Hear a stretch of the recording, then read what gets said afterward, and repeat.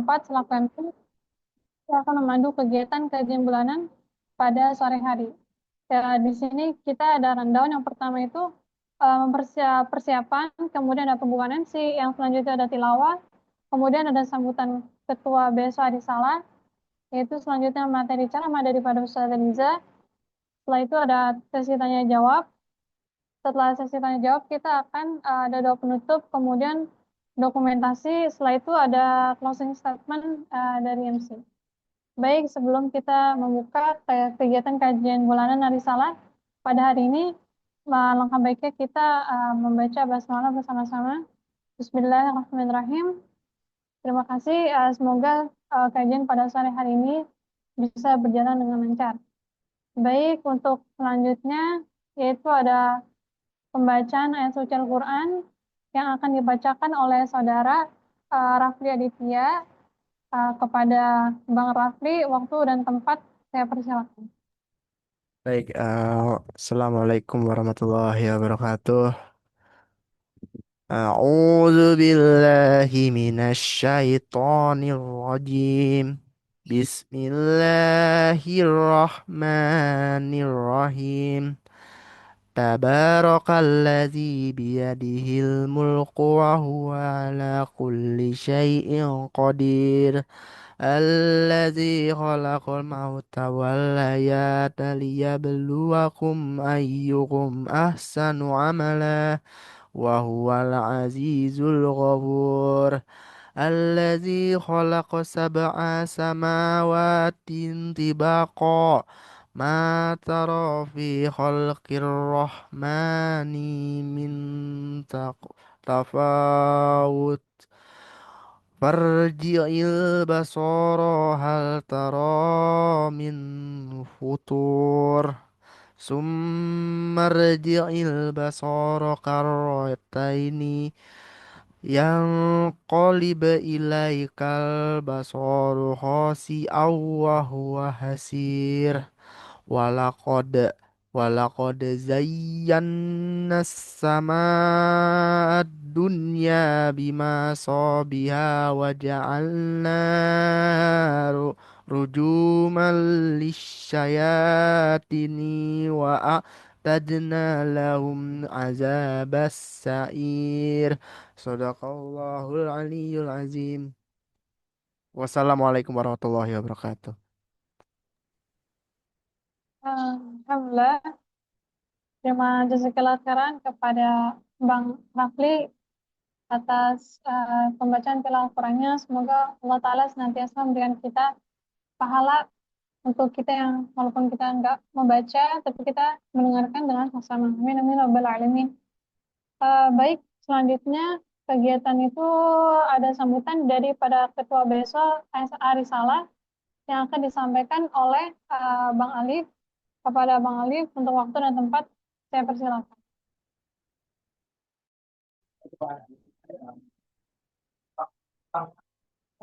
Assalamualaikum warahmatullahi wabarakatuh. Alhamdulillahirrahmanirrahim. Assalatu wassalamu ala asyrofil anbiya'i wal mursalin sayyidina Muhammadin wa ala alihi washabihi ajmain. Pertama-tama yang saya hormati Bapak Muhammad Panji Muslim selaku pembina BSO Arisala, yang saya hormati para delegasi, dan yang saya banggakan adalah teman-teman seperjuangan saya di BSO Arisala ini. Mudah-mudahan kita semua mendapatkan kekuatan dan keistiqomahan dalam menjalani dakwah ini. Ya, mungkin dalam rangka kita menjadi seorang muslim yang hebat, yang kuat, di mana kita menjadi muslim yang tangguh dengan menjalankan segala perintah dan larangannya. Salah satunya adalah untuk menuntut ilmu, dan ini adalah ikhtiar kita untuk mendapatkan ilmu tersebut. Dan mungkin teman-teman dalam nanti ketika sudah mendapatkan ilmu, jangan lupa untuk dicatat, karena ilmu itu ibaratkan unta liar, yang bahkan unta liar itu ibaratnya kalau tidak diikat dia akan mudah lepas, akan mudah hilang. Makanya ilmu itu harus diikat dengan cara dicatat. Bahkan para ulama-ulama terdahulu mencatat ilmunya agar dia memurojaah kembali. Dia sudah dapat ilmunya, kemudian dia catat dalam bentuk tulisan untuk mendapatkan mengulang kembali ilmunya, mengikat kembali ilmunya agar bisa diwariskan. Karena warisan yang ditinggalkan oleh Rasulullah SAW disebutkan dalam hadis bukan sebuah dinar maupun dirham, tetapi adalah para ulama. Maksudnya itu adalah ilmu-ilmu yang diberikan kepada kita berupa dari ulama-ulama yang mereka belajar dari kitab-kitab ulama terdahulu, kemudian sampai bersanad hingga Rasulullah SAW. Dan mudah-mudahan dalam kesempatan kita kali ini kita mempelajari bidang salah satunya adalah kitab fikih yang bersama Ustazah Khadijah Liza Mazmumah, dan mudah-mudahan apa yang beliau sampaikan bisa kita serap, bisa kita manfaatkan, bisa kita ingat, bisa kita hati, sehingga setelah mendapatkan kesan dari hati kita bisa mengimplementasikannya dalam kehidupan sehari-hari. Ya, mungkin itu saja yang bisa saya sampaikan, kurang lebihnya mohon dimaaf. Sekali lagi semangat, semoga istiqomah dari teman-teman semua. Allahu Akbar. Wassalamualaikum warahmatullahi wabarakatuh. Assalamualaikum warahmatullahi wabarakatuh. Jazakallahu khairan kepada Bang Ali pada sambutan hangatnya. Baik, selanjutnya sebelum dimulainya materi ceramah, kita akan membaca doa belajar yang kini doa belajar yang langsung dari Imam Haddad. Boleh untuk operator boleh di share screen.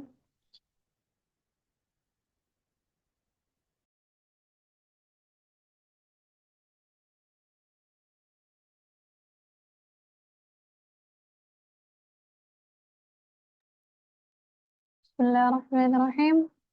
نويت التعلم والتعليم والتذكر والتذكير والنفع والانتفاع والإفادة والاستفادة والحث على التمسك بكتاب الله وسنة رسول الله صلى الله عليه وسلم والدعاء إلى الهدى والدلالة على الخير ابتغاء وجه الله تعالى ومرضاته وقرب وثوابه وحسن الخاتمة مع اللطف والعافية وصلاح العاقبة برحمتك يا أرحم الراحمين. اللهم إنا نسألك علما لدني والمشرب صافيا هاني وهابا غني. اللهم إنا نسألك علما لدني والمشرب صافيا هاني وهابا غني. اللهم إنا نسألك علما لدني والمشرب صافيا هاني وهابا غني. اللهم إني أعوذ بك من علم لا ينفع وقلب يخشى وعمل لا يرفع ودعاء لا يسمع.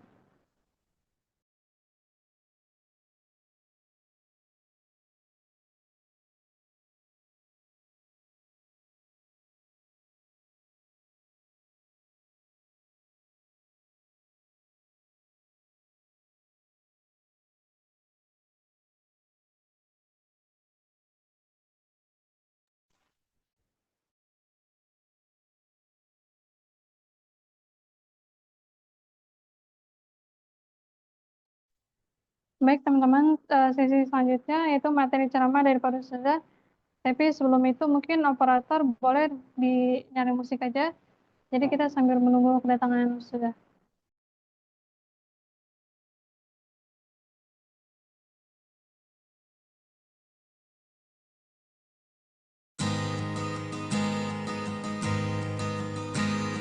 A blinding flash of white light lit up the sky over Gaza tonight.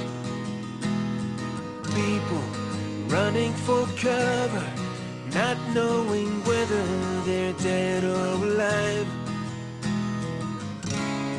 They came with their tanks and their planes, with ravaging fiery flames, and nothing remains, just a voice rising up in the smoky haze.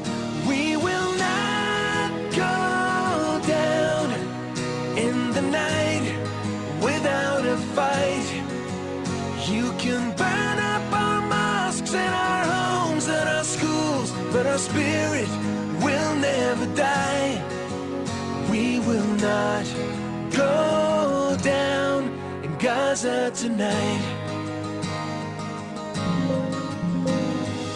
Women and children alike murdered and massacred night after night, while the so-called leaders of countries afar debated on who's wrong or right. But their powerless words were in vain, and the bombs fell down like acid rain. But through the tears and the blood and the pain, you could still hear that voice through the smoky haze. We will not go down in the night without a fight. You can burn up our mosques and our homes and our schools, but our spirit will never die. We will not go down in Gaza tonight.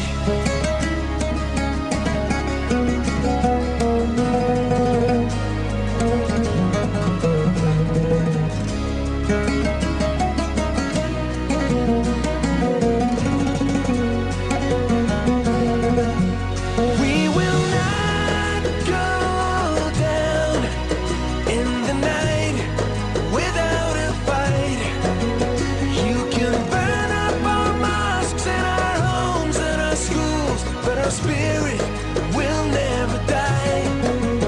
We will not go down in the night without a fight.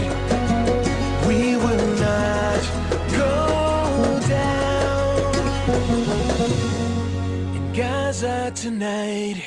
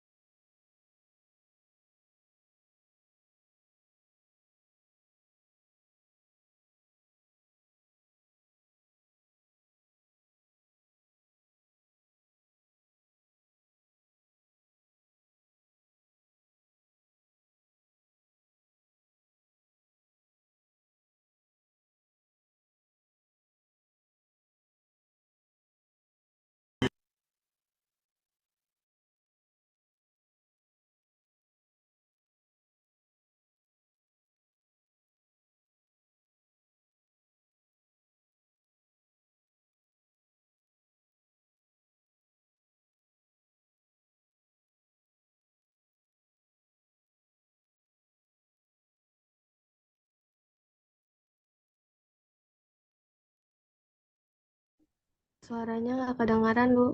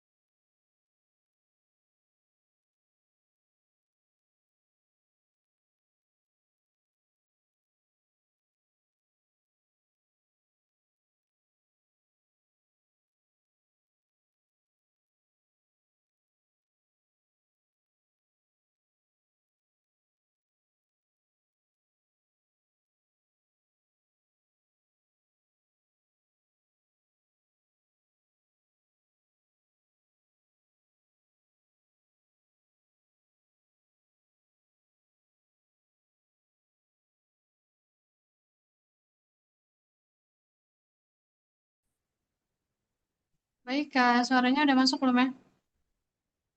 Aman. Aman, oke. Baik, mungkin di sini teman-teman dari sebelumnya mungkin ada yang ikut join, jadi baru ikut join sekarang. Jadi kita sambil nunggu saja masuk, boleh kita bakal mulai bareng-bareng. Kira-kira materi apa yang sebelumnya kita tuh udah bahas. Dan sekarang ini terakhir kita masuk ada di bab mandi, rukun mandi wajib. Mungkin boleh untuk di share screen kali ya. Eh, Mungkin lewat ini aja kali ya Bang. Apa namanya? eh Canva yang recall PSDM Bang.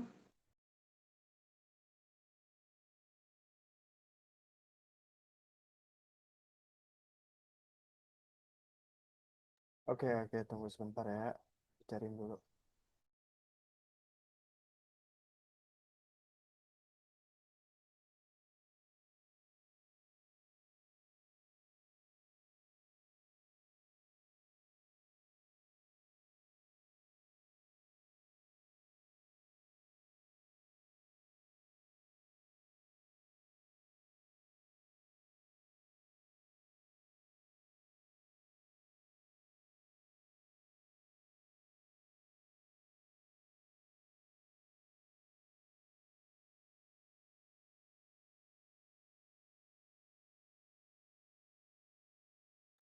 Mungkin ini Gimana? kita Udah bahas kelihatan ya? Oke, sip. teman-teman sudah terkait.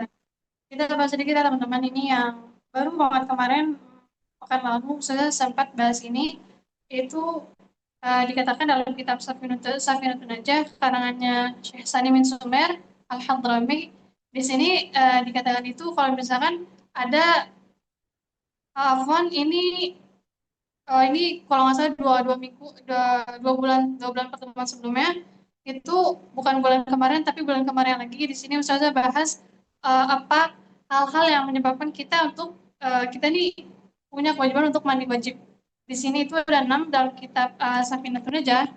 Yang pertama ini Ustazah itu ngedasin itu masuknya farji laki-laki ke farji perempuan atau mungkin maaf kemaluan gitu. Jadi untuk ini terlebih kurang lebih suami istri mungkin di sini kita lebih banyak itu belum nikah ya, karena kita tapi ini nggak apa-apa, ini ilmu buat kita nanti kalau kita ini udah nikah kita tahu gitu. Jadi kalau misalnya orang udah nikah terus mereka ini berjima, mereka melakukan hubungan suami istri. Eh, Jadi kalau misalnya farjinya laki-laki ini masuk ke dalam farjinya perempuan, itu mau dia sebentar ataupun lama, itu dia tetap kena mandi wajib dua-duanya baik dari pihak laki-laki ataupun daripada pihak perempuannya. Walaupun itu masuknya uh, gak ini ya, gak secara menyeluruh atau gak sepenuhnya, baru dikit kayak baru setengah ataupun kayak sepenuhnya itu tetap mewajibkan laki-laki ini itu tuh tetap mandi wajib, gak terbatas waktu singkat ataupun lama gitu. Pokoknya mereka tuh harus mandi wajib gitu. Kalau dibilang najis, enggak najis, suci gitu. Suci air mani itu suci. Cuma hukum air mani itu suci. Cuma mewajibkan antara si laki-laki ini sama si perempuan ini, mereka harus yang namanya itu mandi wajib gitu. Jadi mereka kalau sholat, mereka nggak boleh, mereka harus namanya mandi wajib dulu, mereka harus kebersihin diri dulu. Terus yang kedua itu keluarnya air mani. Jadi di sini yang kedua itu keluar air mani dalam artian orangnya ini baik dalam keadaan sadar ataupun dia itu nggak sadar gitu. Ya, misalkan mimpi gitu, mimpi misalnya mimpi basah, misalnya laki-laki gitu, laki-laki mereka mimpi basah. Tapi perempuan juga bisa untuk apa namanya mimpi basah, nggak cuma untuk orang laki-laki doang. Untuk perempuan mereka bisa apa namanya mimpi basah gitu. Biasanya kalau untuk mimpi basah ini mungkin kalau laki-laki mereka ngalamin ini apa namanya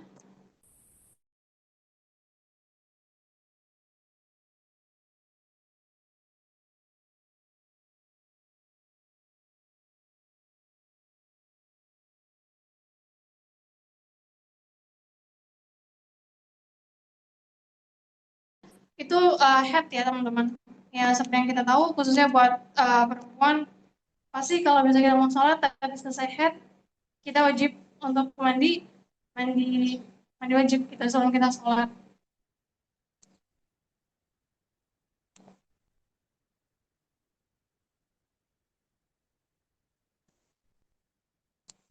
Sebentar.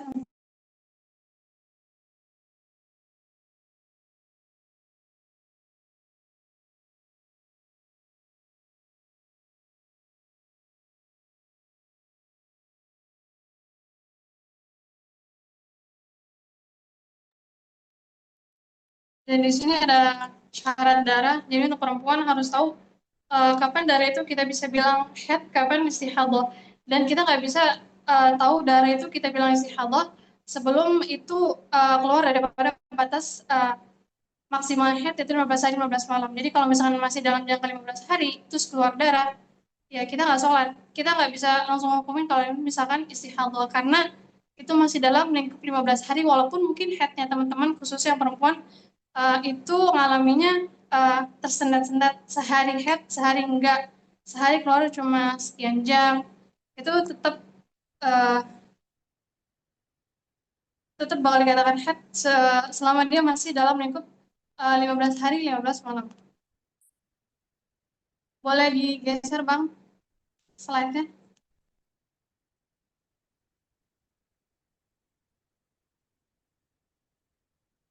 Nah kemudian itu yang kelima itu ada melahirkan. Di sini khususnya untuk perempuan ya, perempuan itu melahirkan uh, semisal dia perempuan kayak ada ngeluarin darah nifas ya bisa kalau Sarah Fatimah beda ya kayak kita bukan kayak Sarah Fatimah gitu. Kalau kita wanita-wanita biasa uh, kalau habis nifas itu harus wajib mandi mandi wajib, tapi kalau misalnya Sarah Fatimah langsung bersih. Jadi Sarah Fatimah ini langsung gitu gak kayak kita, jadi habis kelar lahirin itu udah bersih suci dan langsung lanjut ibadah gitu. Beda sama kayak kita yang terakhir itu alasannya dia meninggal. Itu pasti cuma ya beda ya kalau misalnya meninggal yang mandiin bukan kitanya sendiri tapi ini dimandiin sama orang lain gitu. Dan kecuali sebenarnya ada satu pengecualian kalau misalnya meninggal kalau misalnya dia matinya mati syahid itu dia uh, asalnya itu nggak dimandikin saya bilang kemarin biar darah ini jadi saksi gitu di yaumil kiamah. Kalau misalnya kayak misalnya teman-teman kayak saudara-saudara kita yang ada di Palestina itu mereka kalau kayak kena tembak gitu mereka mati, nah itu mereka saya tuh gak dimandiin gitu karena biar darahnya mereka itu bakal jadi saksi di yaumil kiamah gitu. Mereka jihad, mereka ngebela agama Rasulullah, mereka mempertahankan uh, agama Rasulullah gitu. Ini untuk pertemuan kalau nggak salah 2 bulan yang lalu kita ngebahas tentang uh, 6 hal yang mewajibkan orang itu harus namanya mandi wajib. Kemudian mungkin boleh ditampilkan slide yang lain Bang Raffi tentang materi yang sebelum-sebelumnya yang sudah kita pernah bahas.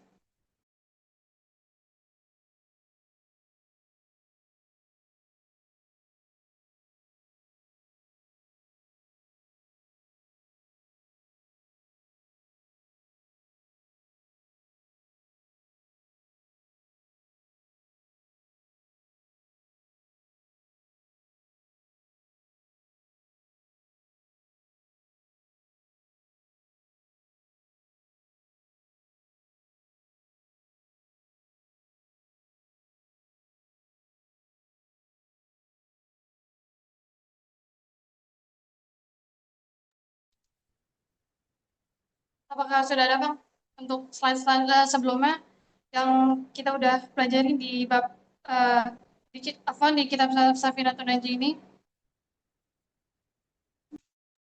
Ntar Ana cari dulu ya.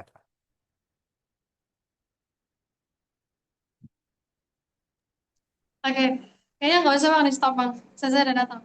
Oke. Oh, sudah ada datang. Oke teman-teman, sebelum kita masuk, kita ucapin ahlan wa sahlan wa ustazah. Assalamualaikum ustazah. Waalaikumsalam warahmatullahi wabarakatuh. Gimana ustazah? Sehat ustazah? Alhamdulillah sehat. Dulu gimana kabarnya? Alhamdulillah. Oke teman-teman, karena ustazah udah masuk, untuk sesi kali ini kita bakal lanjut ke ustazah untuk ustazah Liza. Tempat dan waktu, kami persilakan. Bismillahirrahmanirrahim. Assalamualaikum warahmatullahi ta'ala wabarakatuh. Alhamdulillahirabbil alamin. Allahumma shalli ala sayyidina Muhammad al-fatih lima ughliq al-khatim lima sabaq nasirin haqqi bil haqq wal hadi ila siratikal mustaqim wa ala alihi wa sahbihi haqqa qadrihi wa miqdarihi azim. Subhanaka la ilma lana illa ma 'allamtana innaka antal alimul hakim. Rabbi shrah li sadri wa yassir li amri wa hlul 'uqdatam min lisani yafqahu qawli. Allahumma inna nas'aluka 'ilman ladunni wal mashraba safiyan haniyya wa hafiya ghani. Allahumma inna nas'aluka 'ilman ladunni wal mashraba safiyan haniyya wa hafiya ghani. Allahumma inna nas'aluka 'ilman ladunni wal mashraba safiyan haniyya wa hafiya ghani. Ya Fatah ya Alim, ya Fatah ya Alim, iftah alaina futuhal arifin. Amin, amin ya Rabbal alamin. Alhamdulillah, puji syukur sama-sama kita panjatkan kehadirat Allah Subhanahu wa Ta'ala yang mana masih memberikan kita segala nikmat dan karunia-Nya sehingga kita masih berkumpul bertemu kembali pada ruangan Zoom yang insya Allah dipenuhi keberkahan pada sore hari ini. Meskipun tadi agak ada sedikit kendala, saya mohon maaf sebelumnya sama baik dari kakak admin, yakni dari Kak Lulu sendiri dan juga Kak Naila. Dan juga kepada semuanya saya mohon maaf, tadi ada sedikit kendala dan juga yang seharusnya kita ketemu di siang tadi. Tapi ala kulli hal ternyata Allah menentukannya pada sore hari ini. Alhamdulillah. Kemudian sholawat serta salam tak lupa kita hadiahkan, kita curahkan kepada baginda Nabi Muhammad Sallallahu Alaihi Wasallam karena dengan memperbanyak sholawat kelak kita mengharapkan mendapat syafaatnya di yaumil kiamah nanti. Amin amin ya rabbal alamin. Insyaallah kita lanjutkan pembelajaran kita tentang babul fikih, yakni fikih ibadah pada bab fikih ibadah yang mana kita telah sampai pada bab mandi wajib.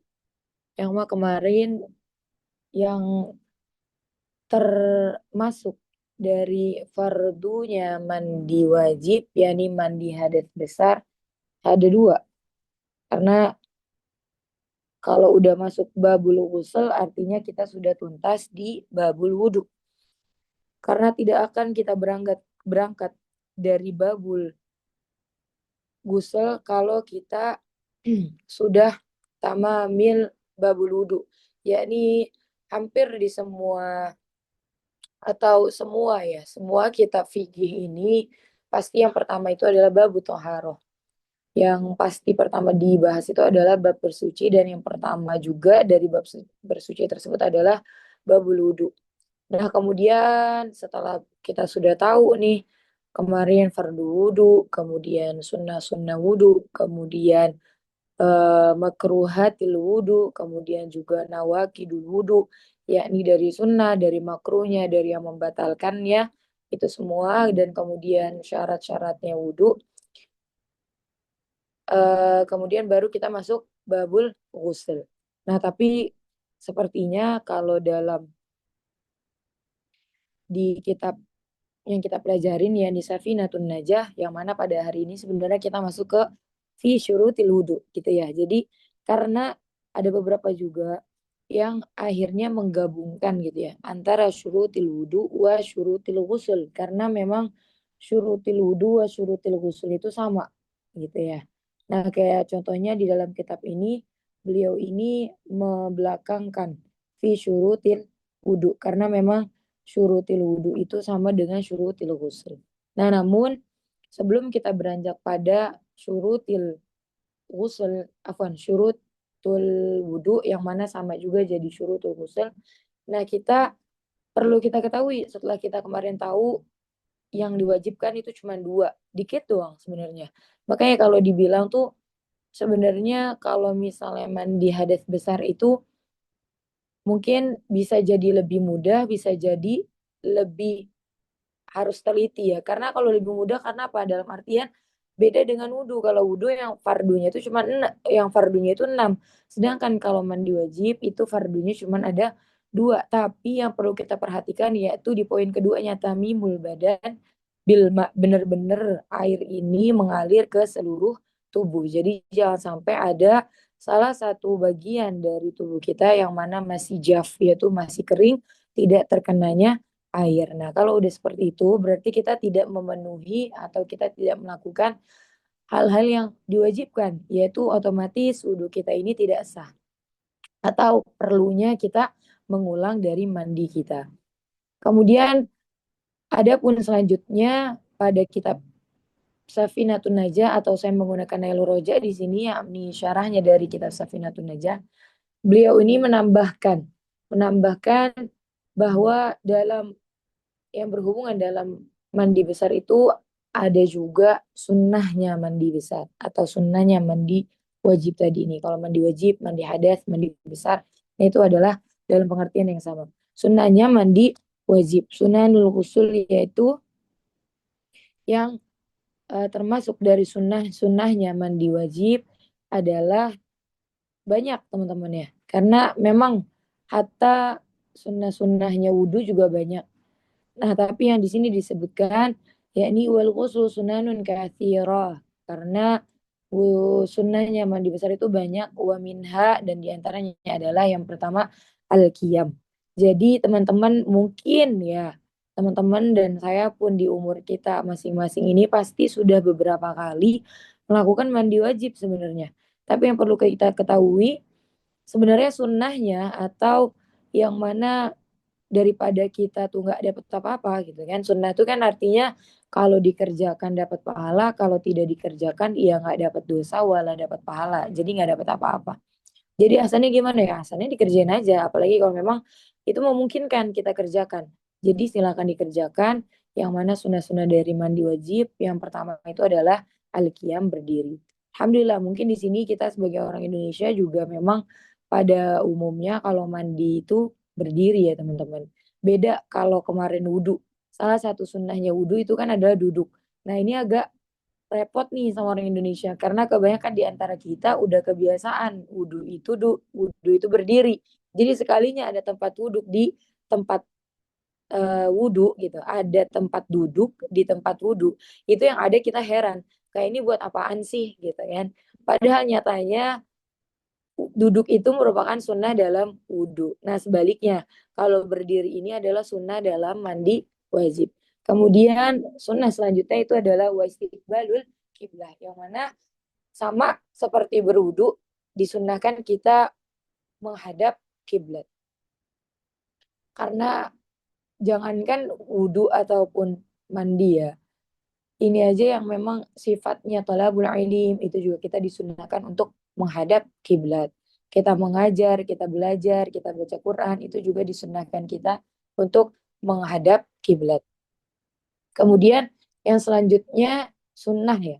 Sunnah selanjutnya dalam mandi wajib itu adalah berwudu. Karena banyak di antara kita yang memang mereka itu ya ada beberapa yang mereka udah kebiasa untuk memulai mandi wajib itu dengan berwudu ya gitu kan. Karena memang nyatanya itu adalah hukumnya sunnah.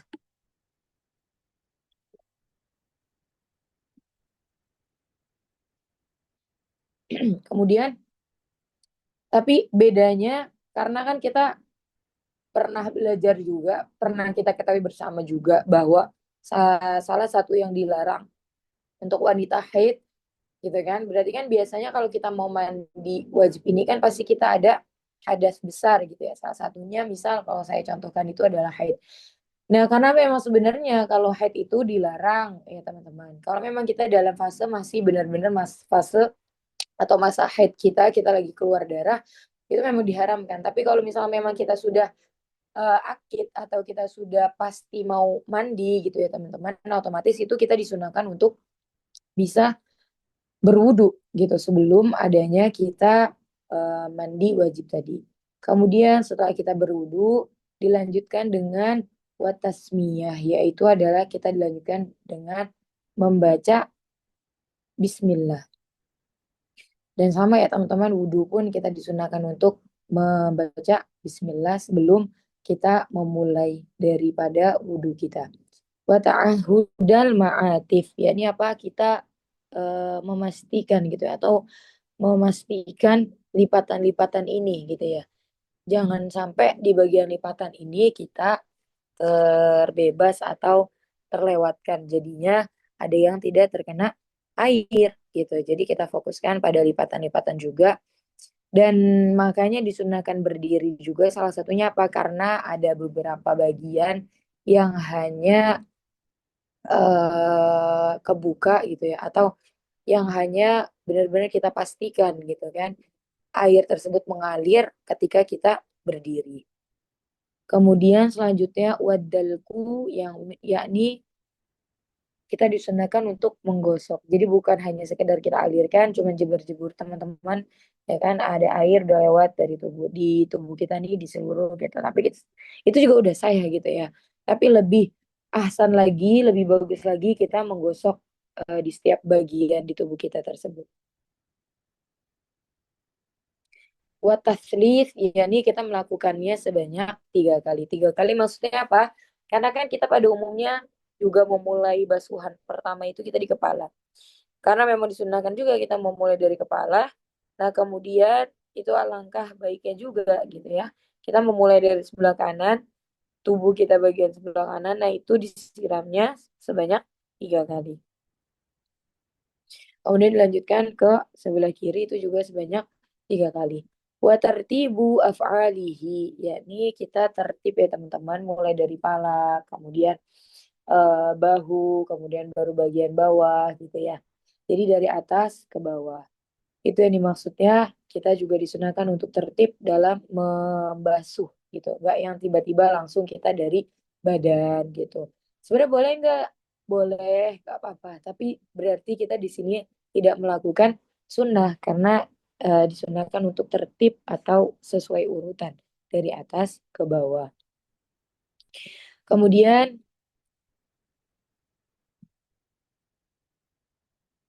yang mana di sini dikatakan bi'an ya ghasilal kaffain, yang mana kita dimulai dengan yang pertama itu adalah membasuh kedua tangan. Sama ya teman-teman, kayak kita di wudhu kita juga disunahkan yang pertama untuk membasuh kedua tangan dulu. Tapi kemudian di sini kalau dalam mandi wajib kita juga disunahkan untuk tsummal farja wa ma hawalihi, yang mana kita juga disunahkan untuk memulainya itu sebelum kita tuh akhirnya mengguyur dari atas kepala, itu kita disunahkan juga untuk membersihkan kemaluan kita, ya ini lubang depan dan lubang belakang. Makanya ustazah saya menyampaikan bahwa lebih baiknya juga gitu ya kita membersihkan terlebih dahulu kemaluan kita dengan niat nawaitul ghusla anis sauatin, yakni kita niat membersihkan hadas nawaitul ghusla anis sauatin, yang mana kita membersihkan, kita niat mandi untuk membersihkan kedua lubang kita, atau bisa nawaitul ghusla anil kubul wad dubur. Jadi kita tuh membersihkan atau kita niat untuk membersihkan kubul dan dubur kita. Kemudian selanjutnya dilanjutkan dengan sunnah yang sama dalam berwudu, yakni summa yatamadmadu, yakni kita dilanjutkan dengan kita disunahkan untuk berwudu seperti kita tuh juga kumur-kumur gitu ya. Kemudian yastansyik, yaitu juga kita memasukkan air sedikit ke dalam hidung kita. Summa yatawaddo'a wudu'an kamila. Jadi setelah kita tadi udah melakukan sunnah wudhu gitu ya teman-teman. Ini kan kita melakukan sunnah mandi. Nah di dalamnya itu juga kita disunahkan wudhu. Nah tapi wudhunya ini juga kita disunahkan untuk melakukan sunnahnya wudhu. Jadi sebenarnya banyak banget nih teman-teman pahala yang bakal kita dapetin kalau kita ngerjain semuanya. Karena kita udah ngelakuin ini aja tuh disebutkan kita sunnah mandi wajib, tapi di dalamnya juga ada sunnah wudhu kayak gitu. Dan kita juga disunahkan untuk mengerjakan sunnahnya wudhu gitu. Kemudian kita niat untuk mengangkat hadas kecil yang sebagaimana niat kita biasa baca ketika kita berwudhu.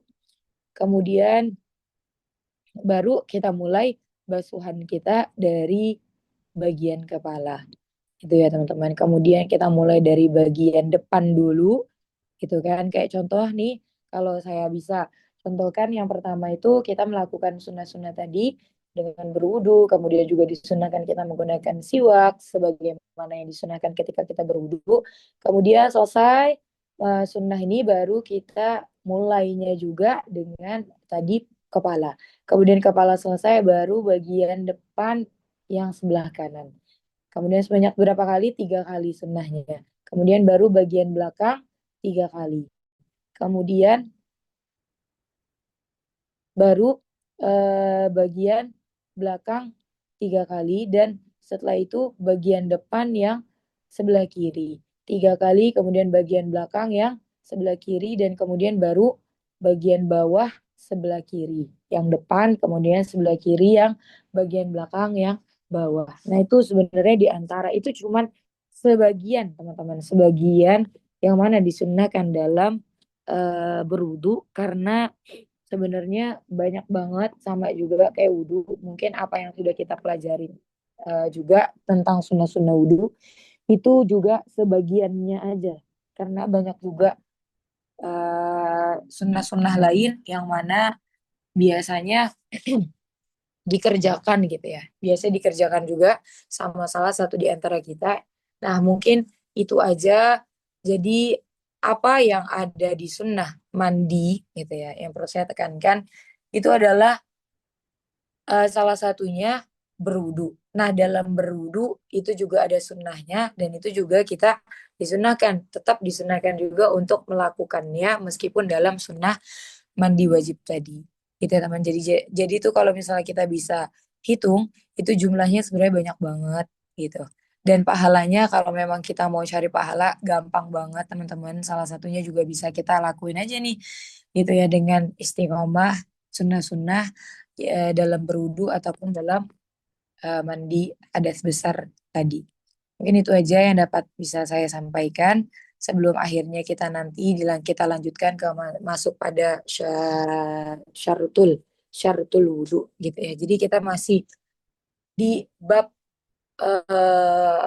di bab mandi karena memang di dalam kitab ini tidak dituntaskan terlebih dahulu ya. Beda gitu sama beberapa kitab fikih lain itu pasti mereka tuntaskan dulu bab wudu baru ke bab mandi. Tapi di kitab Safinatun Najah ini ternyata ketika sudah masuk babul ghusl masih ada sisa babul wudu gitu karena memang tadi saya bilang karena syaratnya wudu dengan mandi itu sama jadi sama sahibul kitab ini digabungkan. Ini itu saja yang bisa saya sampaikan, kurang lebihnya mohon maaf, semoga bermanfaat. Silakan mungkin jika ada sesi tanya jawab silakan boleh dari Kak moderator. Walafu minkum. Wassalamualaikum warahmatullahi taala wabarakatuh. Oke, baik teman-teman. Terima kasih Ustazah atas materi ceramahnya. Untuk teman-teman yang mau bertanya sama Ustazah, boleh on mic langsung ataupun nanti tulis di kolom chat. Nanti bakal saya bacain. Silakan teman-teman. Ustazah, saya mau nanya Ustazah.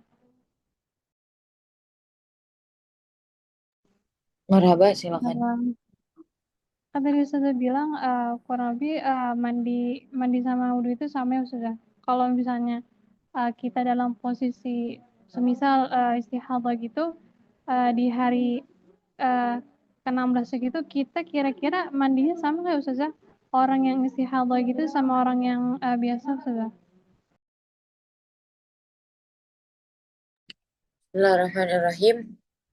Kalau memang sudah kita tuh waktunya suci, meskipun keluar darah, tapi memang hukum kita suci dan kita memang diwajibkan harus mandi juga, ya sama gitu ya. Meskipun darahnya tuh keluar gitu ya. Jadi caranya, kemudian yang disunnahkannya juga sama gitu. Karena kan memang yang kita angkat ini adalah memang kita yakin kita sudah selesai gitu kan. Kita yakin kita memang udah waktunya kita suci. Jadi apa yang kita lakukan ini sama gitu ya.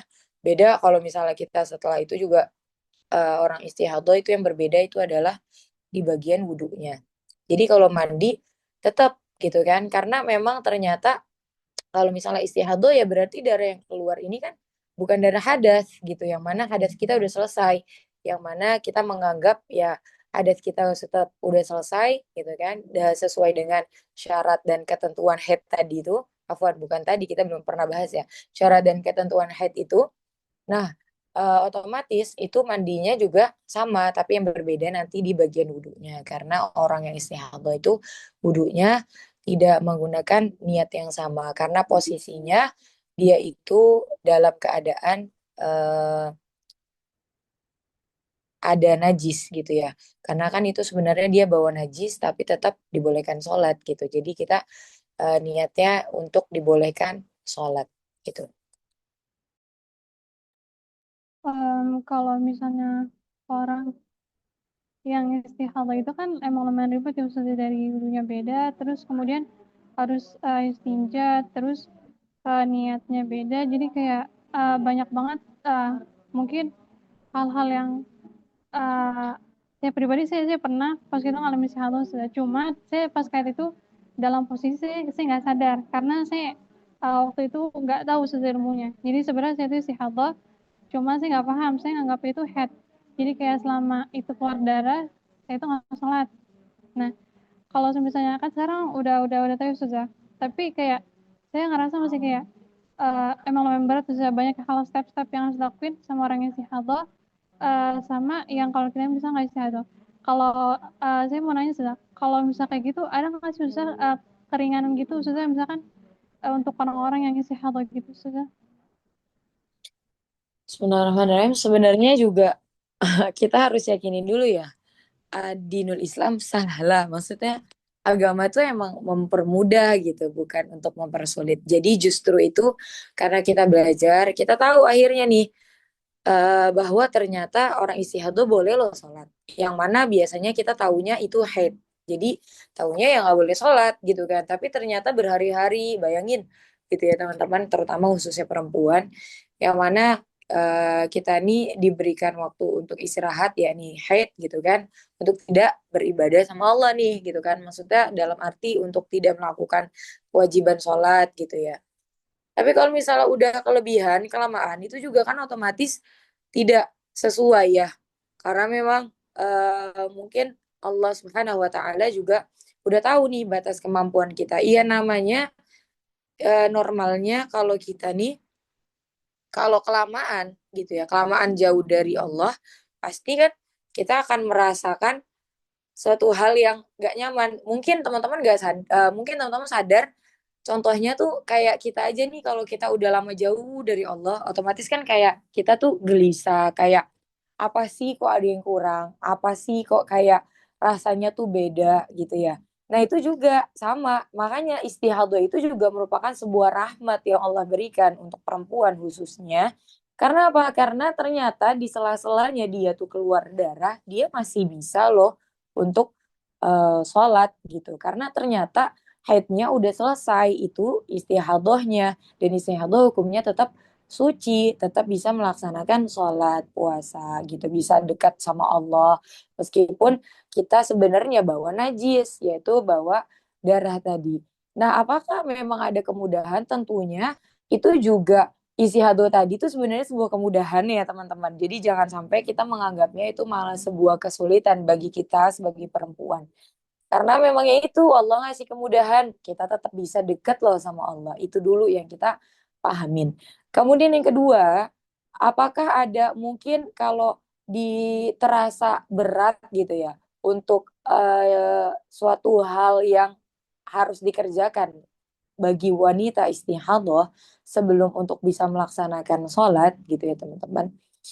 Nyatanya kalau memang kita pelajari dari setiap step itu sebenarnya kalau kita melakukannya gitu ya dengan berketerusan, nah itu juga salah satu syaratnya wanita istihadah itu kan adalah kita melaksanakan secara berketerusan. Yaitu apa? Biar memudahkan kita juga. Yakni apa? Darahnya untuk menghambat darah atau dalam arti darah ini tidak keluar lebih banyak gitu ya. Karena kan posisinya kita mau mempersiapkan sholat. Kenapa sih kita akhirnya wanita istihadah kita harus bersih-bersih dulu. Kemudian menyumpal. Menyumpal pun itu kalau misalnya menyumbat dan menyumpal itu kalau memang dirasa dibutuhkan. Tapi kalau misalnya memang tidak membutuhkan dan dalam arti takut juga sakit, terutama yang masih belum menikah, itu memang pasti juga banyak ketakutan gitu ya. Nah itu gimana? Boleh aja nggak disumpal, boleh aja nggak disumbat. Gitu ya, selagi memang dipastikan dari yang keluar ini itu tidak banyak dan bisa dipres gitu ya. Dalam artian memang kita usahakan untuk tidak keluar banyak gitu. Karena kan kita mau sholat tadi dan berketerusan gitu teman-teman. Dan tentunya kemudahan-kemudahan lainnya itu kan hanya ketika memang sholat wajib. Tapi ketika sholat sunnah itu diperbolehkan kita berwudu menggunakan wudu yang sama berkali-kali. Sholat sunnah pun itu diperbolehkan. Nah hanya saja tadi sholat wajib kita diwajibkan untuk wudunya setiap sholat wajib dan setiap masuk sholat atau setiap masuk waktu sholat, yakni setelah adzan baru wanita istihadah itu boleh melaksanakan beberapa persiapan ya yang diwajibkan oleh wanita-wanita istihadah. Mungkin yang pertama itu dulu kita tangkap dulu bahwa ternyata istihadah itu juga bukan suatu hal yang sulit, malah sebuah rahmat ya di saat kita tuh sudah berlebihan jauh tapi kita tetap diberikan kesempatan yakni untuk bisa dekat lagi sama Allah, untuk bisa kembali melaksanakan ibadah. Nah, selebihnya itu juga sebuah kemudahan juga gitu ya. Biar apa? Biar kita juga tidak sholat dalam keadaan keluar darah yang secara banyak gitu ya teman-teman. Jadi kita usahakan untuk selalu bersih dulu. Mungkin itu yang bisa saya sampaikan dulu dari pertanyaan yang tadi. Syukran sudah.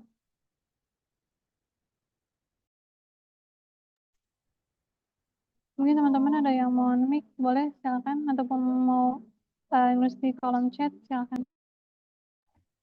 Aku mau izin bertanya boleh? Ustazah, aku mau izin bertanya. Marhaba.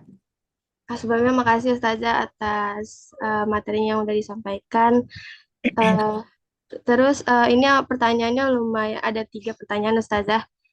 Yang pertama itu kalau misalkan saat mandi wajib itu kuku saya masih panjang nih Ustazah. Terus kayak baru setelah selesai mandi tuh ternyata masih ada kotoran di kuku saya. Yang saya pikir mungkin air yang mengalir itu air mandi wajibnya itu tidak mengalir ke kuku saya itu Ustazah. Lalu apakah saya harus mengulang mandi wajib itu Ustazah? Itu pertanyaan pertama. Terus yang kedua, untuk air yang digunakan itu apakah harus air yang mengalir atau boleh air tampungan? Soalnya kalau air tampungan itu kan mungkin ada bahasa air mustakmal gitu ya Ustazah. Apakah air mustakmal yang air tampungan itu terkena air wudhu gitu misalnya Ustazah. Jadi kan air mustakmal. Apakah air mustakmal itu boleh dipakai untuk mandi wajib?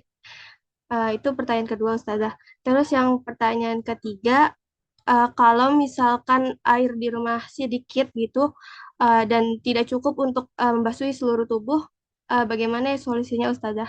Mungkin segitu pertanyaan dari saya Ustazah. Makasih. Bisa langsung saya jawab ya? Dulu. Boleh Ustazah. Marhaba. Makasih, ini kayaknya udah ditampung banget ini juga soalnya. Sampai ada 3. Insyaallah. Terima kasih, syukran atas pertanyaannya, yang mana sebenarnya salah satu tandanya kita tuh diskusi, kita hidup ya dengan pertanyaan ya teman-teman. Mungkin teman-teman udah terbiasa dengan diskusi dalam dunia perkuliahan sama. Makanya kenapa saya senang dengan ilmu fikih, karena ilmu fikih itu juga benar-benar berdampingan khusus sama kita. Kayak benar bersinggungan khusus yang mana memang kita rasakan gitu. Jadi memang kita langsung rasakan ilmunya dan bisa kita praktekkan dan kita bisa manfaatkan. Kalau ada pertanyaan berarti kan bisa kita tanyakan gitu ya teman-teman. Kemudian untuk pertanyaan dari Kanaila yang pertama, kalau perihal air itu tidak mengalir, nah, itu sebenarnya kalau apalagi kita sudah yakin ya, gitu kan, masih ada kotoran, kemudian yang mana kotoran tersebut juga menghambat masuknya air ke dalam kulit karena memang posisinya ada di bawah kuku. Nah, itu gimana? Apakah perlu mengulang? Tentu enggak. Dan itu berlaku bukan hanya perihal tadi kuku. Dimanapun kalau misalnya memang ada suatu hal yang menghalangi masuknya air di tubuh kita tadi, ya ketika kita mandi wajib tadi, nah, itu tidak perlu diulangi secara utuh mandinya. Hanya kita bisa basuh di bagian yang mana tadi kita merasa tidak terkenanya air. Kayak tadi misal Kanaila ini di kuku, ya silakan berarti silakan dibasuh kembali atau dibasuh ya, bukan di kita bukan mandi semuanya tuh. Nah, itu silakan dibasuh kembali hanya pada bagian kuku tadi. Kenapa? Kok beda sama wudhu? Kalau wudhu kan ini wajib kita menghilangkan, kemudian membasuh, kemudian dilanjutkan dengan wudhu bagian yang selanjutnya gitu kan kemarin kita pelajari. Tapi kalau misalnya mandi wajib enggak, karena memang mandi wajib ini anggota mandi wajib itu cuman ada satu, yakni seluruh anggota tubuh. Berbeda dengan anggota wudhu, yang mana anggota wudhu kan kita tahu ada wajah, ada tangan, ada kaki, sebagian kepala, kemudian iya itu kan yang wajib ya. Nah itu, nah itu harus kita ikutin ritmenya gitu kan kalau wudhu. Kalau misal memang kita ada yang menghalangi di tangan, nah kita hilangkan di tangan, kita basuh yang tadi di bagian tangan, kita basuh ulang, kemudian kita lanjutkan dengan wudhu selanjutnya karena selanjutnya berarti kan tidak sah. Nah sedangkan kalau dalam mandi itu dia benar-benar cuman dijadikan satu anggota mandi wajib yaitu seluruh anggota tubuh gitu kan. Jadi gimana? Ya udah, jadi cukup di tangan tadi karena kan itu bagian dari anggota tubuh, gitu kan. Dan gak usah diulangin keseluruhan atau basuhan dari awal. Itu ya, mungkin itu bisa dimengerti dari jawaban yang pertama, tapi tetap harus dihilangkan, kemudian dibasuh kembali. Kemudian yang soal kedua, ini perihal air mustakmal.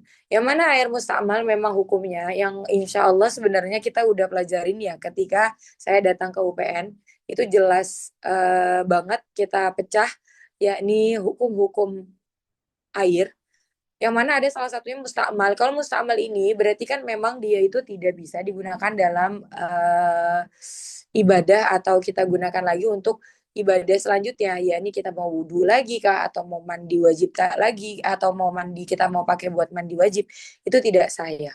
Tapi dengan catatan gini teman-teman, kemarin saya juga udah pernah sampaikan juga nih ketika di UPN, saya ingat bahwa kalau air air yang banyak, kita udah pelajarin teman-teman, air golil wa air kathir, air yang banyak dan air sedikit kita udah pelajarin. Yang mana air banyak itu adalah air yang lebih dari 2 kulah ya. Nah, air banyak ini ketika memang sudah ada kena cipratan ketika wudhu gitu ya, kita kena cipratan, nah itu nggak ada. Kalau air yang banyak itu dia tidak ada mustakmal. Jadi meskipun kena cipratan itu dia tidak dihukumi ya mustakmal karena memang air banyak, berbeda dengan air yang sedikit. Makanya kalau misalnya tadi Naila dikatakan air mustakmal berarti otomatis tuh air sedikit dan kena cipratan atau kena atau sudah dipakai untuk berwudu misalnya gitu ya dan kena cipratannya itu. Nah itu berarti kalau itu udah otomatis kan air sedikit itu boleh nggak boleh. Tapi kalau misalnya air banyak, nah ini yang perlu kita ketahui, air banyak itu dia tidak ada mustakmal. Jadi kalau misalnya memang kena itu hukumnya tidak mustakmal. Kalau memang dengan air banyak tadi. Karena air mustakmal ini hukumnya itu ada di air yang sedikit tadi. Kemudian yang pertanyaan ketiga, apa ya? Apa? Saya lupa, maaf. Kalau air yang dipunyai itu sedikit, Ustazah. Oh, nah. Ya. Oh iya, kalau yang air sedikit gitu ya. Kalau misalnya sedikit tapi bisa digunakan untuk membasuh seluruh tubuh ya silakan, nggak apa-apa gitu ya. Dengan catatan tadi kita udah belajar air sedikitnya ini harus suci. Gitu ya teman-teman. Karena nanti nih kita masuk ke syaratnya mandi wajib itu adalah yang terakhir ada wal ma'ut thahur. Yang mana air yang kita gunakan untuk mandi sama hukumnya juga wajib untuk suci. Itu ya hukumnya suci, air yang kita gunakan untuk wudhu ataupun untuk mandi wajib itu harus syaratnya adalah airnya suci. Jadi kalau sedikit suci ya silahkan dan bisa untuk membasuh seluruh anggota tubuh. Tapi kalau misalnya memang nggak bisa, nah itu kita perlu adanya ijtihad. Sama kayak kita juga untuk wudhu. Kita harus ijtihad dulu. Ya ini nggak semata-mata kita boleh langsung tayamum gitu ya teman-teman. Karena syaratnya tayamum benar-benar nggak ada air. Beda sama istinja. Kalau istinja itu kan istinja menggunakan batu, itu boleh kalau masih ada air kita tetap boleh menggunakan batu. Tapi kalau tayamum atau kita tuh bersuci untuk wudhu ataupun mandi dengan tayamum tadi dengan debu tadi itu harus syarat utamanya tidak ada air. Jadi kalau misal memang kita masih di Jakarta, saya rasa nih sejauh ini sih kayak tidak mungkin ya nggak ada air gitu ya. Atau ya di sekitar kita ini memang kemungkinan tuh insya Allah tuh airnya ada semua gitu. Kalau misalnya nggak ada kita wajib untuk istihad dulu, cari dulu tetangga kita atau berapa meter sampai kita cari gitu. Nah itu kalau memang nggak ada baru kita diperbolehkan untuk tayamum. Tapi kalau misalnya atau untuk dimandi wajib tadi gitu. Nah tayamum gimana? Tayamum sama kayak tayamum. Cara tayamum kita berwudu tuh gimana? Nah itu sama. Nggak yang emang akhirnya seluruh tubuh tuh kita mandinya pakai pasir gitu. Nggak juga ya teman-teman. Yang namanya tayamum ya udah gitu. Sama hukumnya tayamum, terus tata cara tayamum seperti itu yang ketika kita pakai mau mau berwudu ya sama juga yang kita pakai nanti dalam mandi wajib. Tapi syaratnya itu dulu harus tidak ada air. Sekali lagi memang ada air, ya diwajibkan untuk menggunakan air. Mungkin itu, wallahu a'lam. Baik, Ustazah, terima kasih. Nah, untuk teman-teman mungkin pada pertanyaan lagi, kalau misalnya tidak ada, kita bakal tutup sesi tanya jawab kali ini. Tapi sebelum itu, saya pengen nanya lagi sama Ustazah. Boleh nggak Ustazah? Saya boleh-boleh aja sebenarnya ini mungkin kalian tidak sesuai jadwal, mohon maaf nih. Jadinya kemalaman, kesorean. Iya, bentar ya. Tadi kan ada sempat nyinggung sedikit tentang tayamum ya sudah. Kalau misalkan kita dalam kondisi memang benar-benar kayak nggak ada air ataupun kayak kita ada udzur gitu kayak sakit gitu yang mengharuskan kita untuk kayak tayamum karena kita dari saran dokter kita benar-benar nggak boleh kena air gitu misal itu setiap sholat yang kita lakuin pakai tayamum itu tuh apa harus diqadha saja pakai wudhu gitu ketika kita udah sehat ataupun ketika kita nanti udah kayak nemu air gitu sudah masih sudah. Iya betul. Semua yang kita tuh kalau misalnya berwudu dengan menggunakan tayamum tadi itu kita wajib untuk kita ganti ketika memang sudah sehat lukanya ataupun sudah bertemu dengan air tadi. Nah itu wajib sudah kita untuk wajib mengganti sholat kita tersebut.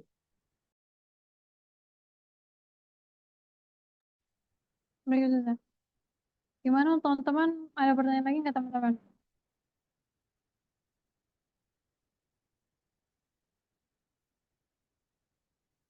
Kalau misal nggak ada pertanyaan lagi, mungkin sesi ini kita bakal tutup ya. Kita bakal lanjut ke sesi selanjutnya, yaitu ada doa penutup. Doa penutup ini bakal disampaikan sama Ustazah, sekaligus kita minta juga keberkahan sama Ustazah supaya kita semua di sini bisa jadi ahli fikih kayak Ustazah, bisa dapat keberkahan dari guru kita semua. Insyaallah. Baik Ustazah, untuk doa, untuk waktu dan tempat kami persilakan kepada Ustazah. Insya Allah saya juga masih tetap terus berusaha untuk memahami dan mempraktekkan ilmu fikih ini ya teman-teman karena ilmu fikih ini la yanfa illa bitatbik. Ilmu fikih itu nggak manfaat kalau tanpa kita praktek. Jadi teman-teman mungkin ya tahu ilmunya, dengar, iya kayak emang ketika didengerin tuh gampang gitu. Oh iya tahu bisa. Tapi kalau misalnya emang ternyata belum dipraktekin, nah itu beda teman-teman. Beda banget sama yang kita pelajarin gitu ya. Jadi sebisa mungkin apa yang kita pelajarin ini dipraktekin. Jadi kalau misalnya emang ada suatu hal akhirnya yang agak kurang kok ternyata tapi ketika saya mengerjakan Kak sesuai ya seperti ini keadaannya ketika saya mengerjakan. Nah itu silakan ditanyakan. Karena memang yaitu saya bilang ilmu fikih itu la yanfa illa bitatbik. Ilmu fikih nggak bermanfaat kecuali dengan praktek tadi.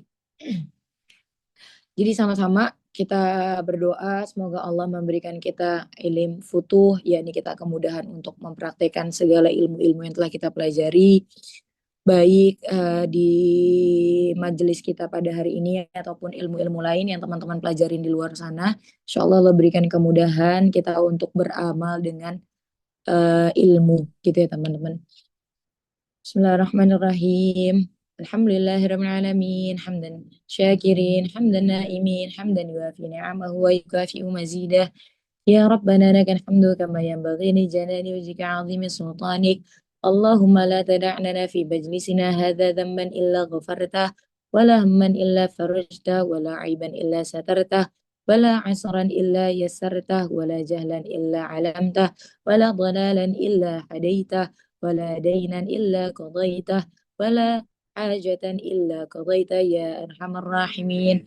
اللهم يا من ختمته نبوة والرسالة بسيدنا محمد صلى الله عليه وسلم اخدم يوم بخير وشهر بخير وسنة بخير وعمر بخير إنك على كل شيء قدير. وصلى الله على سيدنا محمد وعلى آله وصحبه وسلم. سبحان ربك رب العزة عما يصفون وسلام على المرسلين والحمد لله رب العالمين. بسر الفاتحة.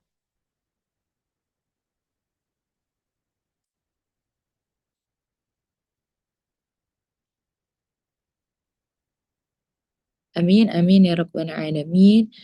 Walafu minkum. Wassalamualaikum warahmatullahi taala wabarakatuh. Waalaikumsalam warahmatullahi wabarakatuh. Jazakallah khair buat Ustazah atas penyampaian materinya dan juga terima kasih juga buat teman-teman yang sudah aktif untuk bertanya pada sesi kali ini.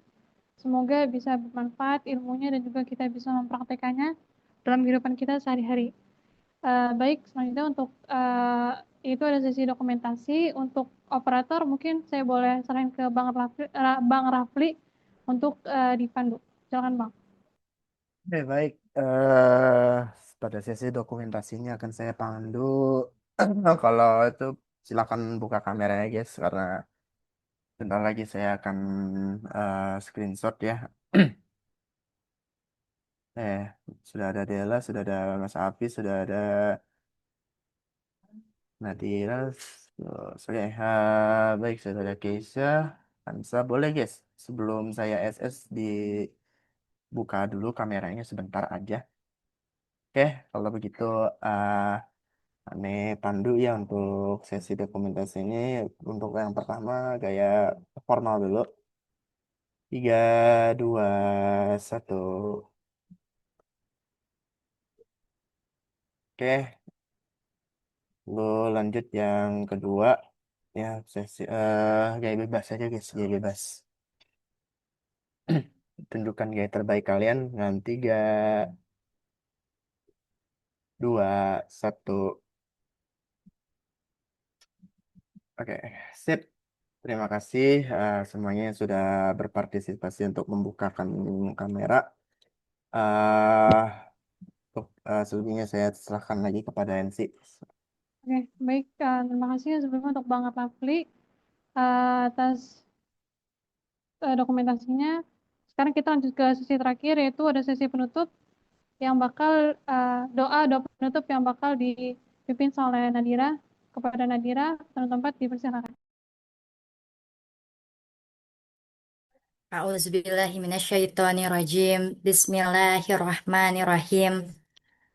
Ya Rabbana tarafna bi'annana tarafna wa annana asrafna ala lazo ashrafna fatub alayna taubah tafsil likulli haubah wastur lana al-urati wa amini ra'ati wa ghafir li walidina rabbi wa mauludina wal ali wal ikhwani wasairil khillani wa kulli zi mahabbah au jiratin au suhbah wal muslimina ajma amin ya rabbi isma فضلا وجودا منا لا باكتساب منا بالمصطفى رسول نهزى بكل سحل بالمصطفى الرسول نهزى بكل سحل بالمصطفى الرسول نهزى بكل سحل صلى وسلم ربي عليه عد الحب وآله وصحبه عداد طش الصحب والحمد لله في البدء والتناهي Subhanakallahumma wa bihamdika asyhadu an la ilaha illa anta astaghfiruka wa atubu ilaik. Subhanakallahumma wa bihamdika asyhadu an la ilaha illa anta astaghfiruka wa atubu ilaik. Subhanakallahumma wa bihamdika asyhadu an la ilaha illa anta astaghfiruka wa atubu ilaik. Al-Fatihah.